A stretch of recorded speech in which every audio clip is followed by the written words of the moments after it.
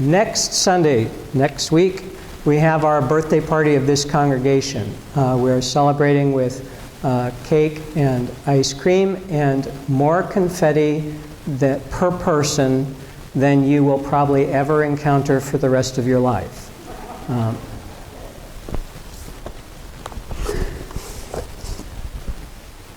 This is a cannon, celebration cannon. You know the little poppers that we often give out. We have 24 of these, so there will be lots of confetti, and so today's topic is Jesus Forgives You, and on our sign out on La Jolla Boulevard, we have a second line to that, which says, try again, that because we are forgiven, we can start over, we can start anew. And since many of us are among the generations that have been raised by Yoda, who says there's no try, perhaps we need to revise that second line and have something like begin anew, that we can always start, and we're not starting from a broken spot. We're starting anew. And there may be trauma in our life, there may be things in our life that didn't go as planned, but we can begin again with Jesus renewing us and with the Holy Spirit and with God backing us. And what many people don't understand is that the world functions differently than God's kingdom in this. The world often says, you have disgraced yourself so you can never again be in this position. And that is not how God's kingdom works. So in the world, you may lose a particular position, superintendent of public school system, and never again attain that status or that position. But in God's kingdom, you never lose your status and you never lose your position, even when you fail. So in God's kingdom, King Saul is king regardless of whether he turns out to be a good king or a bad king. David is king throughout his lifetime and doesn't lose his position when he makes some really terrible mistakes, and then not, so the mistakes were the censuses, and then when he commits extraordinarily bad choices that lead to adultery and eventually murder, he still does not lose his position, or his authority, or what he's doing in God's kingdom. So in God's kingdom, we're always encouraged to start over by the power of God. So when we make a mistake, we bring it to Jesus, we confess our sin, and let Jesus save us from our sin. And we may need a time out for a moment. We may need some rest and recuperation time, but we get up and keep going again. So that's our topic today, begin anew. We're going to start in Matthew 26. Jesus is talking to the disciples and he says, you will all become deserters because of me this night. So this is before Jesus dies. He tells them they're all going to abandon him. It's written, I will strike the shepherd and the sheep of the flock will be scattered. So Jesus says, this is something that has been prophesied for hundreds of years. And it's going to happen now in the next 24 hours. That you're all going to desert. But after I'm raised up, I will go ahead of you to Galilee. So Jesus tells them how, when they're ready to start anew, they can find him, where they should go to pick up the pieces and to start over. And Peter says, that's not going to happen. They'll all become deserters because of you. I will never desert you, Peter says. So Peter knows he's never going to fail Jesus like that. And Jesus turns to him and tells him, truly I tell you, this very night before the cock crows, you'll deny me 3 times. So Peter's warned in advance. It's going to happen 3 times. Peter says, even though I must die with you, I will not deny you. So Peter is adamant. There's no way. This is never going to happen. So there are many cases where the failures that you and I have, we're not as certain as Peter. We're, in fact, in some cases, pretty certain that we will fail. But Peter, in this case, knows that he's already made up his mind. He's already made up his heart. He's not going to fail in this regard. And then if you look down to verse 69, you find that he did. That what he thought would never happen, happened. Peter is told, as he's watching Jesus in his trial and Jesus being condemned, one of the people standing around says, you know, you were with Jesus the Galilean. So he's standing with people who have come to arrest Jesus. Peter was someone who cut off an ear of one of the people who came to arrest Jesus. So he's in a crowd that could quickly turn hostile. And Peter denied it before all of them. He said, I don't know what you're talking about. When he went out to the porch, another servant girl saw him and said, this man was with Jesus of Nazareth. And again he denied it with an oath, saying, I don't know the man. So you may think, when you get to some spot where you're being challenged about your faith, you may think, well, I'm just going to say something that's not true because it's better to live another day than to stand up for my faith and be taken out. I would, if that's your opinion, I would commend to you reading what Peter thought when he went through this experience.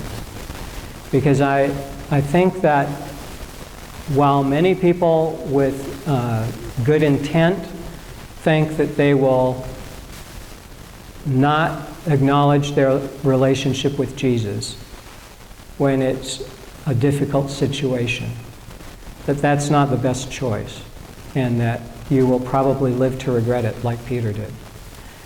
Anyway, Peter denied with an oath, I don't know the man. And after a little while, the bystanders came up and said to Peter, you got to be one of them because your accent betrays you. So Peter was from out in the country, and people could tell. A lot of Jesus' disciples came from the same area that Peter was from. They said, we can tell you're one of his group. Peter began to curse, and he swore with an oath, I don't know the man. And then at that moment the cock crowed, and Peter remembered what Jesus had said, before the cock crows you'll deny me 3 times. So Peter, watching Jesus be condemned to death and then crucified, has also his own feelings and turmoil going on, that even though he said, I will never deny Jesus, has now denied him 3 times right before he dies. So at the cross, when Jesus is dying, Jesus sees John, the disciple, and his mother, and says, in effect, John, I want you to take care of my mom. Mom, John's going to watch over you and make sure you're all right. So Jesus, while he's dying on the cross, makes sure that as the eldest son, that his responsibilities are taken care of in his family. And he doesn't do that in terms of the church. So in terms of his family, he makes sure that someone is there when he is gone. But there's an absence in terms of the church that we're going to come to in just a moment. So Peter, after he denies Jesus, he went out and wept bitterly. If he was thinking about it over the course of the next several days, which he no doubt was, Jesus has died. Peter had denied him right at the end. He maybe was thinking about some of the things that Jesus said and did over the course of the 3 years that they were walking together, learning, that Peter was learning from Jesus. One of the things Jesus said was, everyone who acknowledges me before others, I'm going to acknowledge before my Father in heaven. But whoever denies me before others, I'm going to deny before my Father in heaven. And if Peter remembered these words, they probably were a crushing weight to him, as he also remembered that he denied Jesus right before he died. So what was his status in God's kingdom? For those of you who have from time to time denied Jesus, maybe in a spectacular way, or maybe in a long-term way, for decades of your life, you just said, yeah, Jesus is not the Son of God.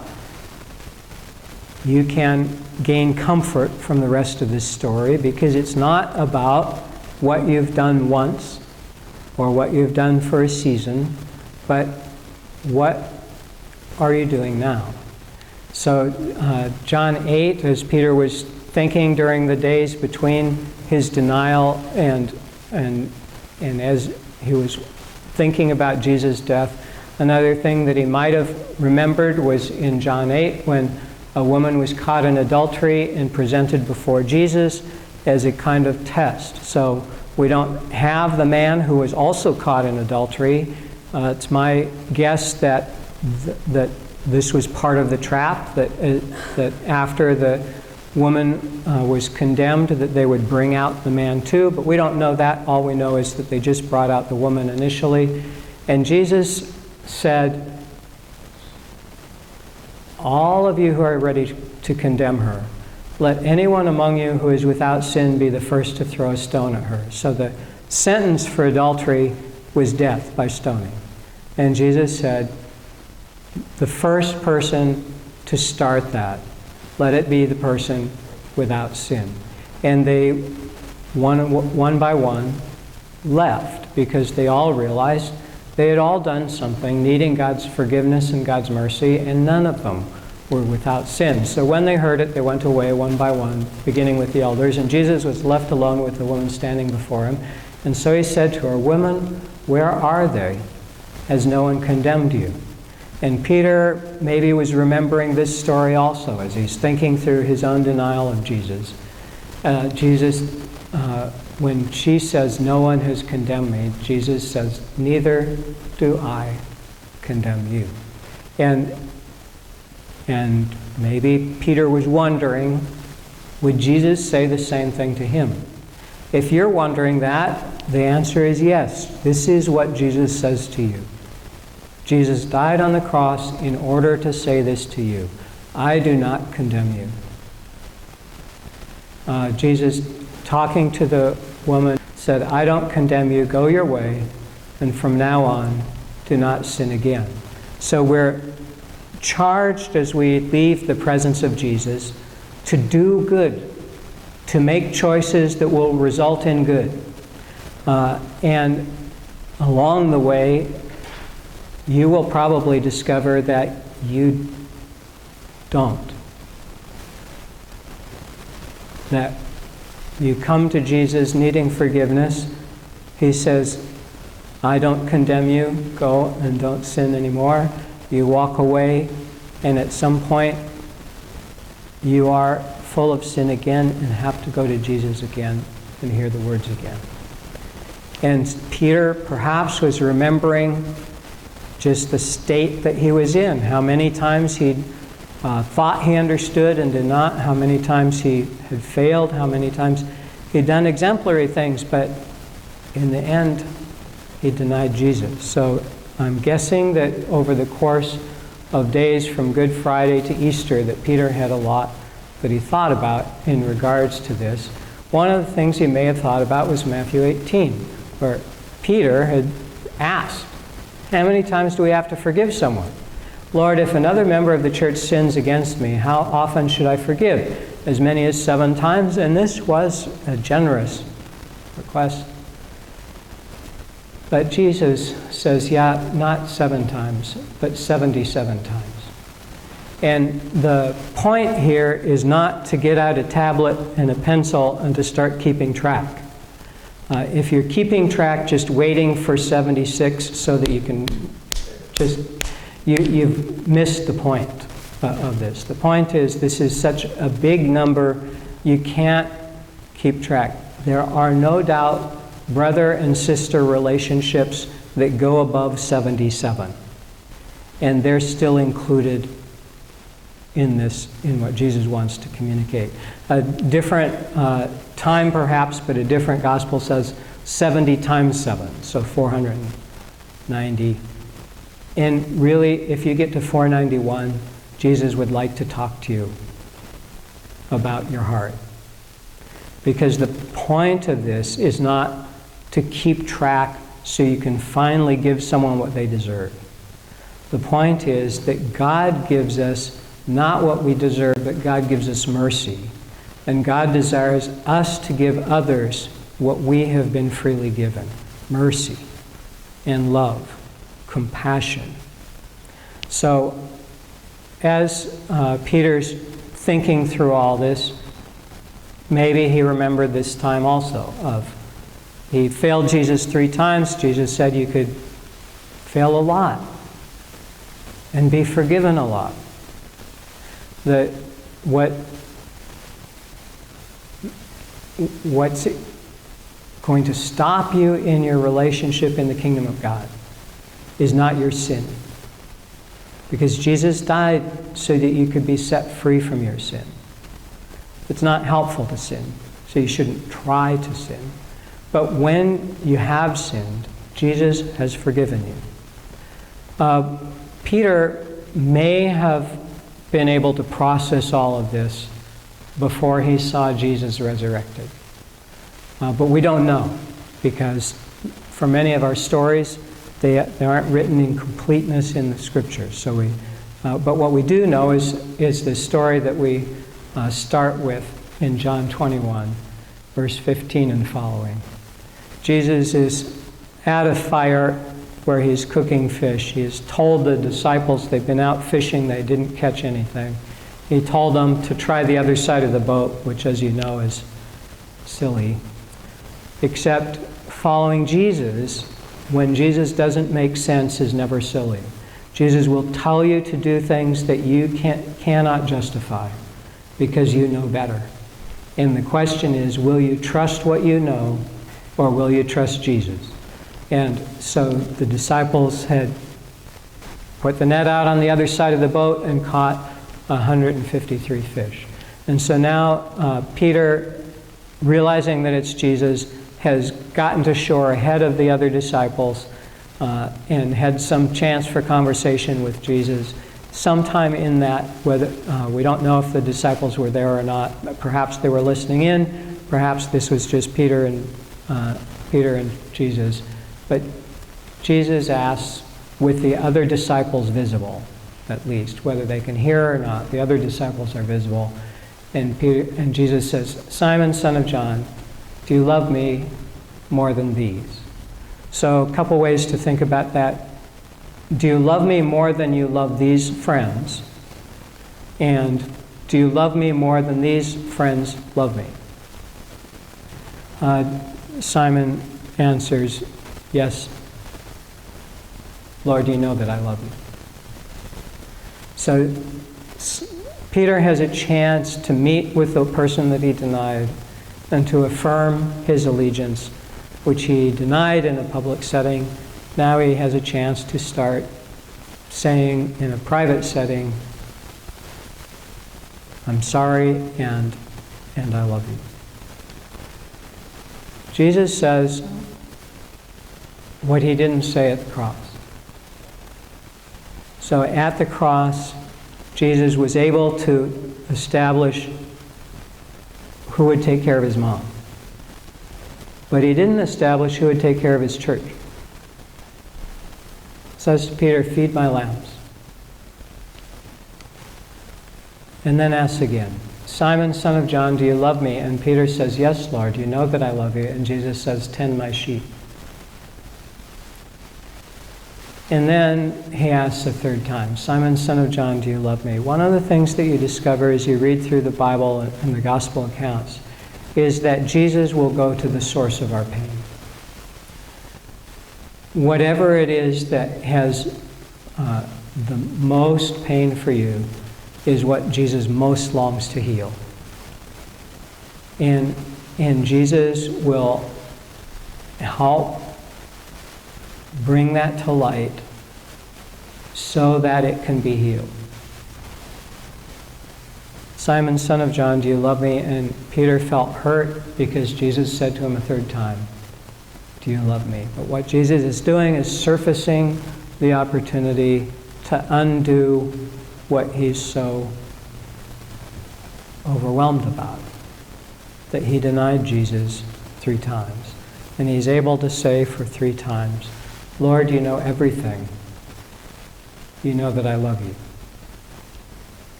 There will be people in the world who will not give you this opportunity, and you are to bless them and move on. So when the school district says, you will never be a superintendent again, you bless them and move on. They may be saying something that's true. They may have a moment like Apple, come to their senses sometime later and realize this company is just going into bankruptcy and it's going to disappear. Let's invite Steve back at the last minute. It can't be worse than this.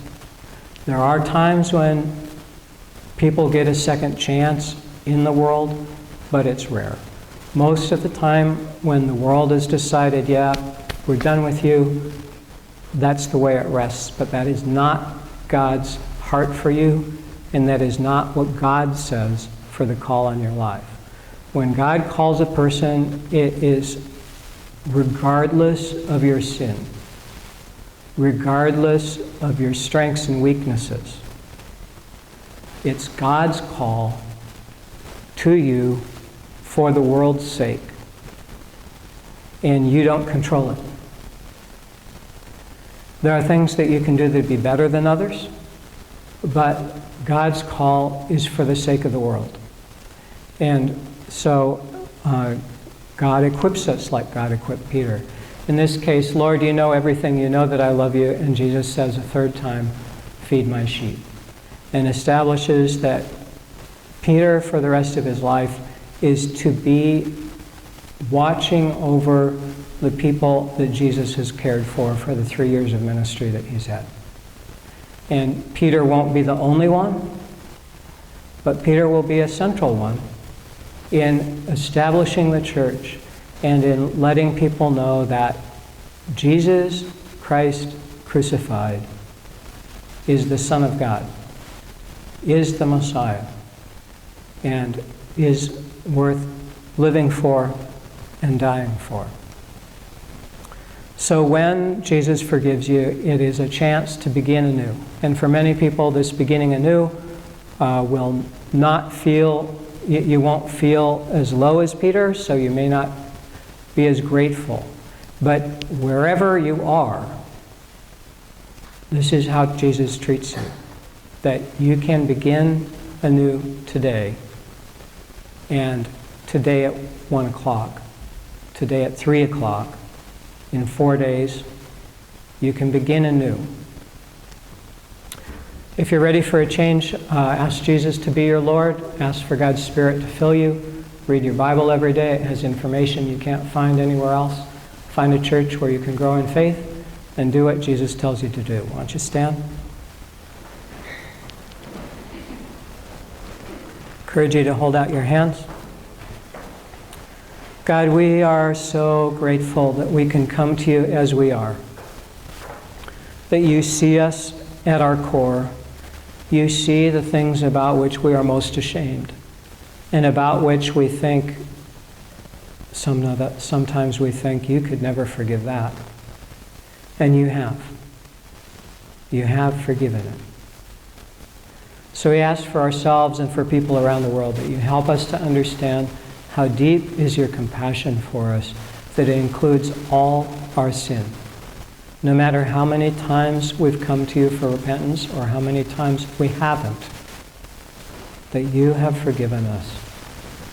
And that you call and equip us to things that we can't even believe sometimes they're so good. But you call us to, by your power, in the presence of your Spirit, which flows in us and through us, to be doing the work that you called Jesus to do. To have a faith that somehow is able to trust Jesus when he says, you're going to do greater things than I did. So thank you for helping us to believe Jesus, to receive his forgiveness, and to start anew today and every day of our lives. We thank you and we praise you. Amen.